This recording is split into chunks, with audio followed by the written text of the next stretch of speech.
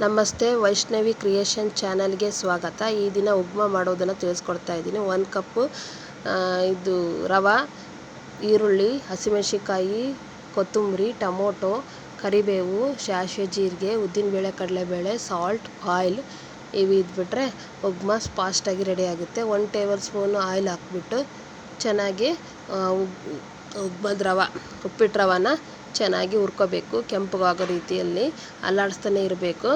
ಅದನ್ನು ಸ್ಟಾಪ್ ಮಾಡಬಾರ್ದು. ಕೆಂಪಗಾದಮೇಲೆ 1 table spoon oil ಹಾಕ್ಬಿಟ್ಟು ಅದಕ್ಕೆ ಸಾಸಿವೆ ಜೀರಿಗೆ ಆ್ಯಡ್ ಮಾಡಬೇಕು. ಸಾಸಿವೆ ಜೀರಿಗೆ ಕರಿಬೇವು ಆ್ಯಡ್ ಮಾಡಬೇಕು. ಅದಾದಮೇಲೆ ಉದ್ದಿನಬೇಳೆ ಕಡಲೆಬೇಳೆನ ಆ್ಯಡ್ ಮಾಡ್ಕೋಬೇಕು. ಅದು ಕೆಂಪಗಾಗೋ ರೀತಿಯಲ್ಲಿ ಹುರ್ಕೋಬೇಕು. ನೆಕ್ಸ್ಟ್ ಈರುಳ್ಳಿನ ಆ್ಯಡ್ ಮಾಡ್ಕೋಬೇಕು. ಹಸಿಮೆಣಸಿಕಾಯಿ, ಈರುಳ್ಳಿ ಇದು ಕೂಡ ಕೆಂಪಗಾಗಿರಬೇಕು.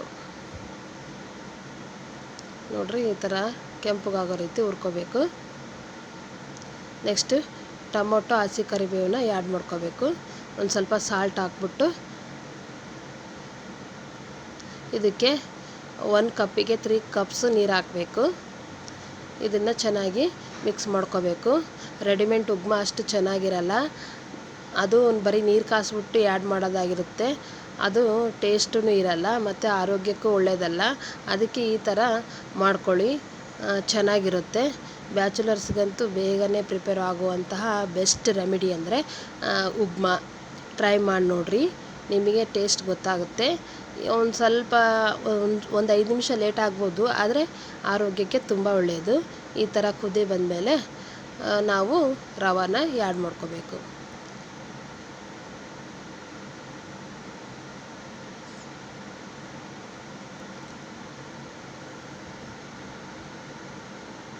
ಇದು ನೋಡ್ರಿ, ಕುದಿತಾ ಇದೆ. ಈಗ ನಾವು ಸೌಟಿಂದ ಹೀಗೆ ತಿರುಗಿಸ್ಕೋಬೇಕು.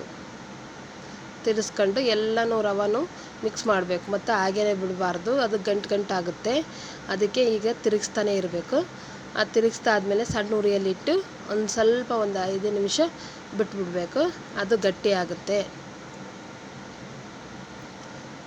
ನೋಡ್ರಿ, ಈಗ ಉಪ್ಮಾ ರೆಡಿಯಾಗಿದೆ. ಒಂದು ಸತಿ ಟ್ರೈ ಮಾಡಿ ನೋಡಿ. ಇಷ್ಟವಾದರೆ ಲೈಕ್ ಮಾಡಿ, ಸಬ್ಸ್ಕ್ರೈಬ್ ಮಾಡಿ. ವೈಷ್ಣವಿ ಕ್ರಿಯೇಷನ್ ಚಾನಲ್ಗೆ ಸಬ್ಸ್ಕ್ರೈಬ್ ನೀಡಿ, ಪ್ರೋತ್ಸಾಹ ನೀಡಿ. ನೋಡ್ರಿ, ಈ ಥರ ಆದರೆ ನೆಕ್ಸ್ಟ್ ನಾವು ಅದು ಒಂದು 5 ನಿಮಿಷ ಅದೇ ಥರ ಬಿಟ್ಬಿಟ್ರೆ ಇನ್ನೂ ಗಟ್ಟಿಯಾಗುತ್ತೆ. ಅದಕ್ಕೆ ತೆಳ್ಳಗೇ ಇರಬೇಕು, ತುಂಬ ಟೇಸ್ಟಾಗಿರುತ್ತೆ. ಗಟ್ಟಿಗಿದ್ದರೆ ಅಷ್ಟು ಟೇಸ್ಟ್ ಇರಲ್ಲ. ಅದಕ್ಕೆ ಹೀಗೆ ಸ್ಮೂತಾಗಿ ಮಾಡಬೇಕು. ಉಪ್ಮಾ ರೆಡಿ ಆಯಿತು.